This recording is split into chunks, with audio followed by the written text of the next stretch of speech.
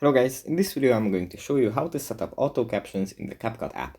But before that, don't forget to subscribe and leave a comment down below, because at 10,000 subscribers I'm going to show you my whole YouTube revenue statistics and growth strategy.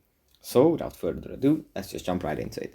First you have to open up the CapCut app, and here it usually opens up in the home menu where we have our projects. From these we can select one that we want to edit, just tap on it.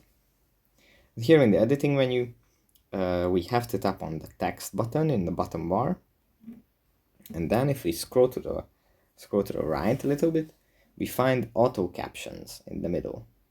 We tap on it, and if we have a voiceover in our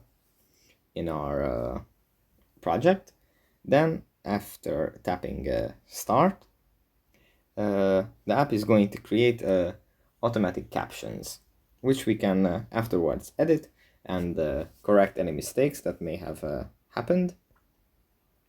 And yeah, that's pretty much it for this video. Hope it was helpful for you guys, and I'll see you in the next one.